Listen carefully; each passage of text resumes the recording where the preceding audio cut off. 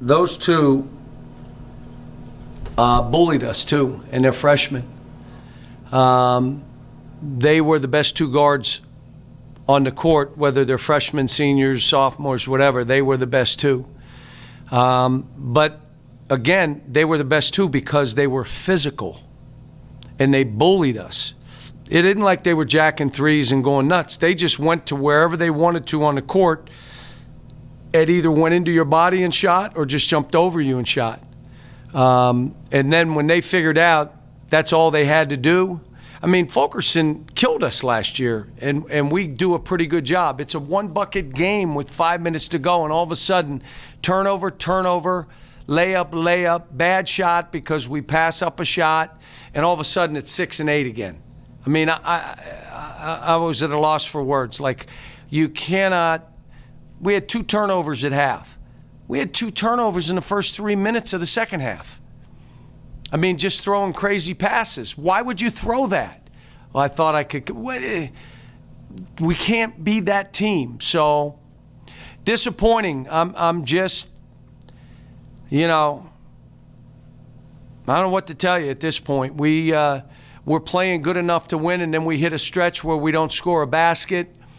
Our guards didn't shoot it well, I know, but they still passed up open looks that led to turnovers or bad shots. Again, 5 or 6 of them. And the bigs are telling them, please shoot. But when you're 4 or 5 for 25, 26, as a group, it's that's when you start ball faking and trying to drive and get fouled, and just can't be that group. For Jerry, then Daryl. Yeah, John, I thought that Keon looked like a go-to guy there for about 37 minutes or so. 36, whatever it was. What was he the guy? I mean, he was scoreless down the stretch. What happened? What did you think of his performance? I thought he was great today. Not only did he score, he rebounded, and he was above the rim. We had some other guys that have been big-time rebounders for us. I don't know if the game was rough, but they wouldn't go after balls, not even attempt. He did. And yes, we just went right at him and just said, create. Now, the only thing that happened late is they crowded him, and he threw it out, and he was begging guys to shoot balls. And he was in the huddle saying it, shoot the ball. And again, understand no one's being taken out for misses. I took Davion out one time because he didn't shoot a ball. You can't be in. And so, we just, it was one of those nights where we needed to have one guy make some shots on the perimeter because of how they played, and we just didn't get any of it. Go ahead, and Larry. Yeah, John, I would assume that these guys that you have, that some of them haven't lost 12 games in their life, much less 12 in 1 year. How much of this challenge is that emotional hurdle, and do you ever have concerns of losing the team down the stretch with the way the losses are piling up? I don't worry about that, but they also have a coach that's not used to losing 12 games in 3 years. And so I'm trying to stay positive. I'm trying to hold them accountable. I'm trying to continue to teach. I'm never going to quit on this team. I'll give them everything I have, but at the end of the day, they have to get on the court and perform. And they have to be strong with the ball. You cannot turn it over in critical times. Did we do it again today? Yes, we did it again today. You have to understand, every practice we're working on this stuff. The issue becomes where you get baskets from if guys don't want to shoot open shots. How do you create some opportunities for baskets? And every game it seems like it's something new. Very, very hard way to go about this. But it's what it is, and we tried different ways, and if something works, we stick with it. Larry, go ahead. John, just it looked like you were trying to play at a faster pace of getting that done.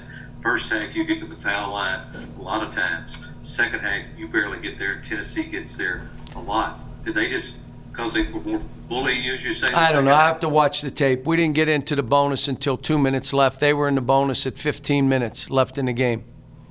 Big advantage because now it's a free throw shooting contest.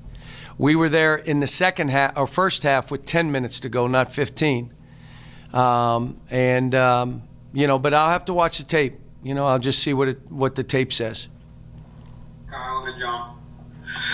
Hey, Cal, at some point, do you have to, at least maybe start keeping an eye on next season in terms of maybe I want to see this guy in this situation. I want to throw this guy into this fire and get a look at him, or this group of guys who might be the foundation going forward. I'm worried about the next game, Kyle.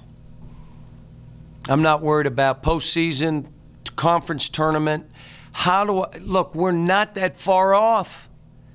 We just played 3 ranked teams and we had a chance to beat them all. And we break down at critical times.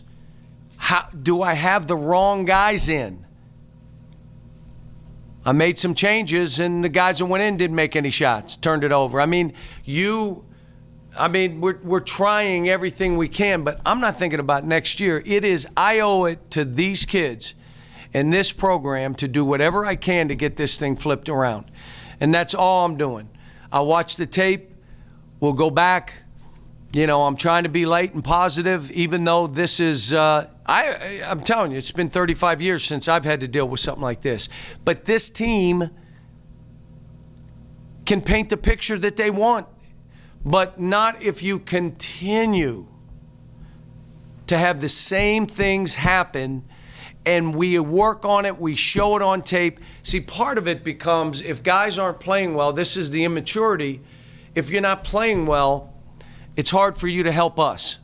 Versus an Anthony Davis, I can't make a shot, you guys shoot, I'm going to block every ball and rebound every ball, and I'm going to play great defense, you guys score, I can't.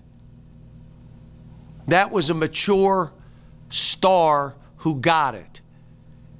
Where, again, we got to get guys, when you're not playing well, what do you do to help us win? Do you do anything to help us win? Again, moving screens. I got to watch the tape. Critical. That's like the game. The game changed. And you need to watch and see, did he move? If he did, why would you? Why would you do that in that situation? So, again, got to watch the tape. I'll be able to see more then. And like I said, we got a quick turn with the team. Are you ready? 5 out, 4 out, beat you on the bounce. 5 out, 4 out, beat you on the bounce. Arkansas. Muss is doing a great job with his team. Terrific players. A lot of one-on-one stuff. We didn't do very well today. I would have liked to have had Jacob in a little bit more, but our offense was so bad. I was trying to get some baskets, and that didn't work well. So it was a mistake by me. I should have gone with Jacob and left some other guys sit a little bit and, tried to say, okay, let's guard, because basically what they did is they just ran right down us and scored. But 2 more guys, John and Derek. Hey, John, I'm also going to try to be positive, but it seems like your team has had more fast break points these past 2 games than they have all season. Is that something that you're trying to do intentionally? This team should be able to get out there and run. Well, but John, you got to throw the ball ahead or they won't run.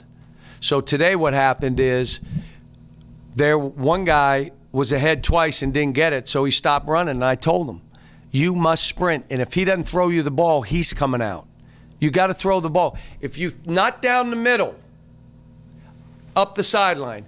Now, let me ask all you basketball bennies. If you go to throw it up the sideline and those guys are covered, what does that mean the court is?